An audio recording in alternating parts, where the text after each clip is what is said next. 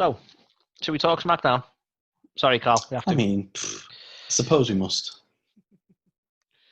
So, I mentioned the card, Carl. We saw AJ Styles versus a debuting to SmackDown, Matt Riddle. Non-title match, I'll clarify. We saw Shorty G go up against Mojo Rawley.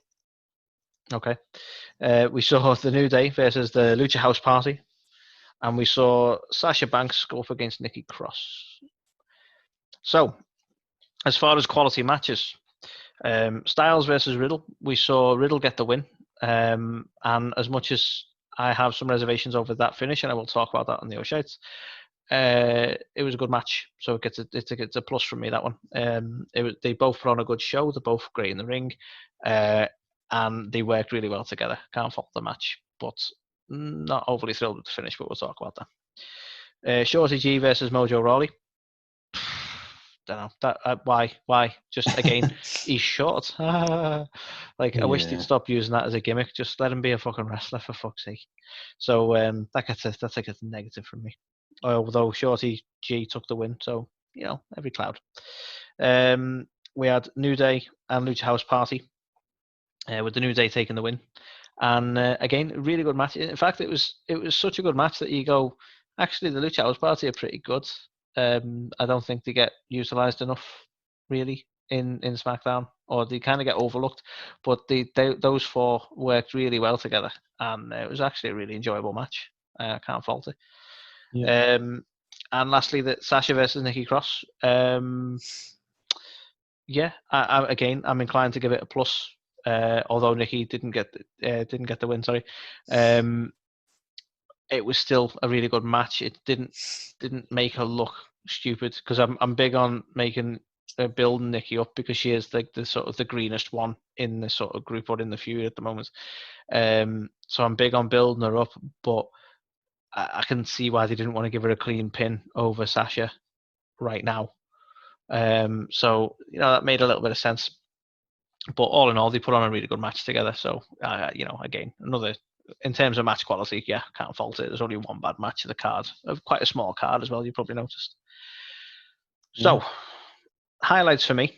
We had Shinsuke and Cesaro. They were involved through shenanigans in the New Day Lucha House Party match. But it was a highlight for me because I'm actually enjoying Cesaro and Shinsuke becoming more of a cohesive team. I feel like they're doing better now they've lost Sammy. I don't know if you agree with that, Carl, but I think now Sammy's not the linchpin. They're looking more of a more of a unit. And I've seen Cesaro do this before. Like when Cesaro and Sheamus were slapped together, it didn't feel like it was going to work, and then the bar ended up being really good. So I feel like we can see that again with these two. So I'm actually quite happy to see their involvement and bolstered in the tag division, really, especially with the Forgotten Sons being totally forgotten by the fucking looks of it. So that was a plus. The only other plus I've got for the night is obviously this was the night we saw Bray Wyatt return. Now, I'm interested to know how you feel about this one, because it seems like we're going to keep this going for a long fucking while, Carl, to be honest with you, because we had Bray do his fun house. He mentions all the stuff he's been doing while he's been away. He mentions that he learned to knit. Mentions that he learned some TikTok dances. I did like this, like a good little bit of comedy, because he'd mentioned stupid mundane things and then some like horrendous things. So he's like, I learned the latest TikTok dances. I learned how to resurrect the dead. And I learned how to knit. And you're like, just breeze past that. And it's good the way he's put it like across. And then Ramblin' Rabbit decides to point out that he spent the last couple of weeks rocking back and forward, muttering about losing to Braun. So we're making it clear that this is where we're focusing. It's not that we're not done with the Braun feud, which I'm thrilled with. I'm glad we're not done with the Braun feud. So basically, where they're going with it is where I think I'm curious what you think, because I'm okay with it. And it seems that Bray was saying Braun comes out to interrupt a videotape, because okay, why not? And interrupts Bray to say that we're done, we're not having any more matches, like he's got a fucking say in the matter. And then Bray starts talking about how he made Braun and all that sort of stuff, and he said, like, basically to go forward they need to go back, in a sense. And then sort of instead of it being the Fiend who's revealed, he's the old Bray, the original Bray, and he tells Braun that he needs to follow the buzzards. So, and I was a little bit like, yeah, this works for me. So we're going to go into the next pay-per-view. It seems likely to be Braun versus Bray, but the original, the buzzards Bray, as it were, Swampy Bray, right? And I'm cool with that because it seems like they're going to extend this out until SummerSlam, which I think is where, and I could be wrong, but I'm thinking they're trying to get us to SummerSlam, which is where it's going to be Fiend Braun, which will mean we've had 3 matches between the two, and a series of build-up, and potentially another cinematic match, if I'm honest with you. But how do you feel about the fact that it wasn't the Fiend, that was still not getting the Fiend versus Braun? Yeah, and I don't know. I like the little throwback to seeing the old Bray Wyatt, but for me, I think you're absolutely right. They're going to do this as a build up to SummerSlam, which obviously is still a month and a bit away. I think they're going to have Braun go over Bray again as old school Bray, meaning that he has to then bring out the Fiend. And it's something that he didn't want to do to Braun, but he has to, kind of thing. Yeah. And that's when he'll end up getting the title back. I think you're right. And that's where it's a highlight for me, because I actually enjoy the idea that Bray has been trying to fight off the Fiend for someone he perceives to be his friend. I like that as a story point. So I'm intrigued to see where it goes, and I was all for this fun house. So that was the only other highlight I had. Now, if we talk about the O'Shite of the night, Carl, the first one I'll mention is the fact that we had an absolute clinic of a match last week with Daniel Bryan and AJ Styles, a match that you've gone down to say might have even been your match of the year, Carl. Yeah. To then have AJ lose to Matt Riddle the following week. Yeah. Now, I have nothing against the match itself. I actually think it was a good way of bringing Riddle into the mix, because I was a bit dubious about how he'd fit in. But he comes out. I even enjoyed the bit when he's like, "Oh, AJ, you say you're the face that runs the place, but I'm the bro that runs the show," sort of thing. Yeah, cool, all playful, And yeah, I was all for the match. They put on a good match together. But the fact that he went over the champ right after that sort of match last week, I don't know, it doesn't feel right. So it has to be a on me lowlights, as it were, because I don't think he should have got the win. And in some senses, it's like, well, if you don't want to give him a loss on his debut, then don't put him up against AJ, I guess. But how did you feel? Were you bothered by the loss, or did you enjoy the match at all, actually, Carl? Yeah, I thought the match itself was good. Obviously, it was definitely not a Daniel Bryan versus AJ match, but I thought the match quality itself was really good. It was a nice little intro for the bro. But yeah, I don't know. It was I don't similar to what you're saying. Really, if you're going to bring him in, you don't want him to lose.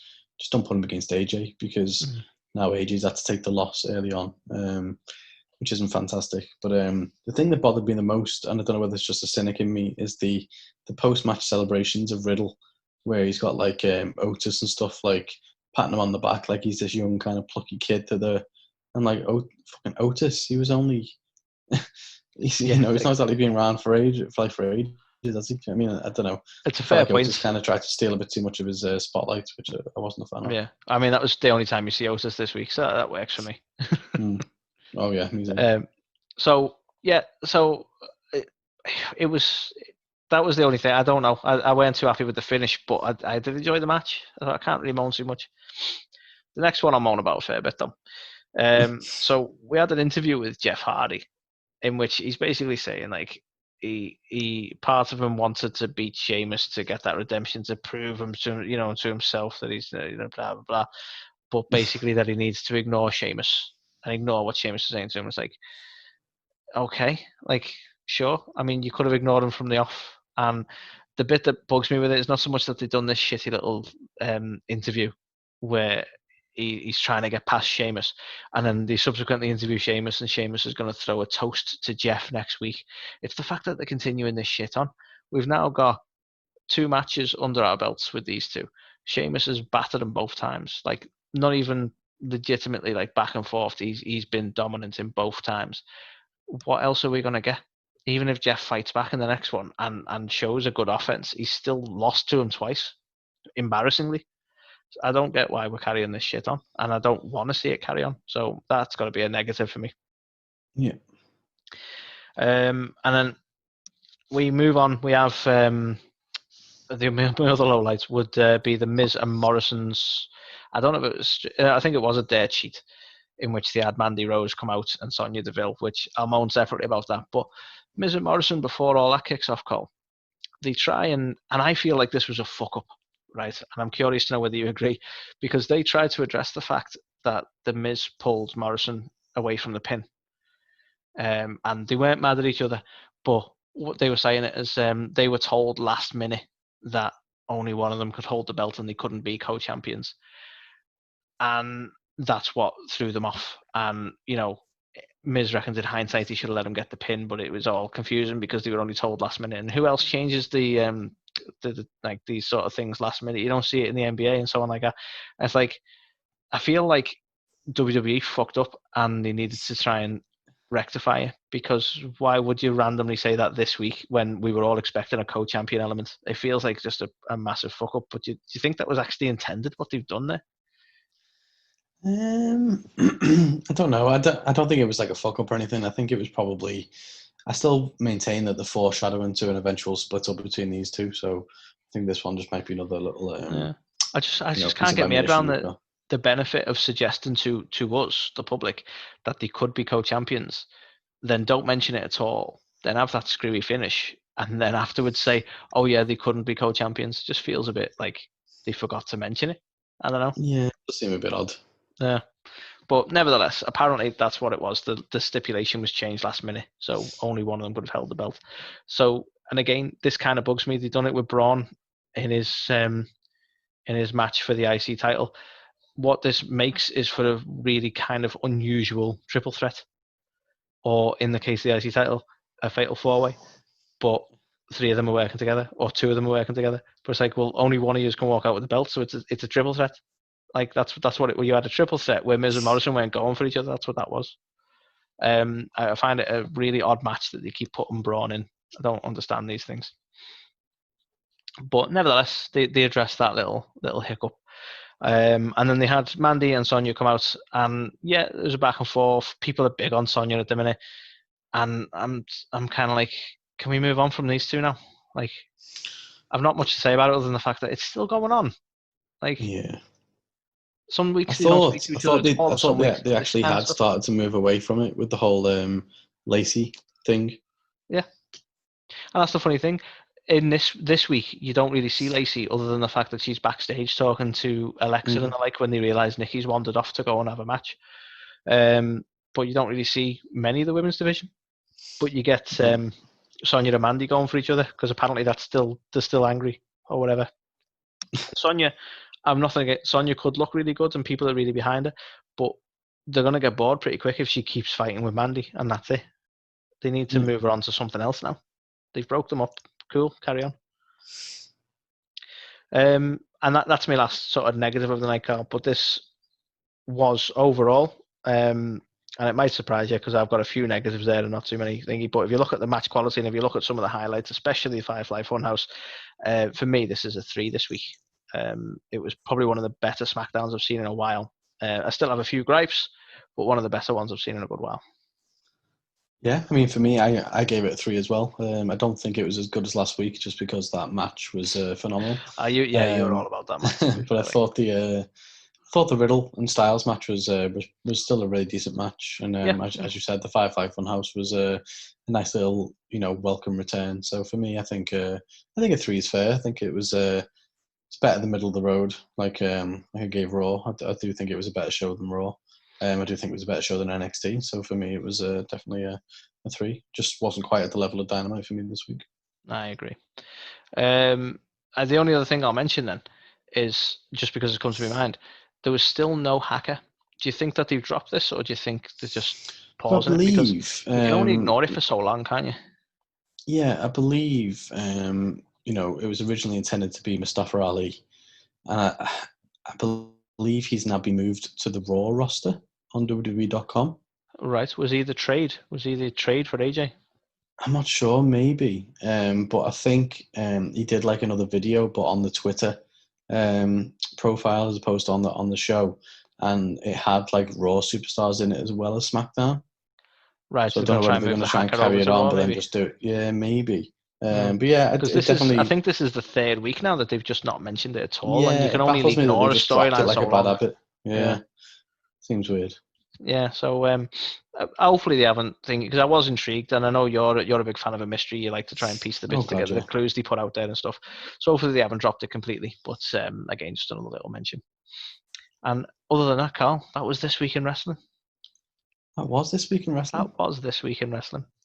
This week's episode is brought to you by floriday.co.uk, where you can get all the latest news about Florida, Disney, and Universal Studios, as well as valuable tips and touring plans to get the most out of your Florida holiday. That's floriday.co.uk, the sunshine state of mind. Lord, would you look at me, just as classy and sassy as ever. Now, what I'm going to do for the A2VK, it's a WrestleTalk podcast. I'm going to go right now and I'm going to check it out. It's on Spotify. It's on YouTube. WrestleTalk is what they offer. And hopefully they put me over like hell, honey, because I know for a fact I'm the classiest thing ever. So go to A2VK and make sure those nasty things are putting me over like I deserve. Nothing but nasties, I tell you.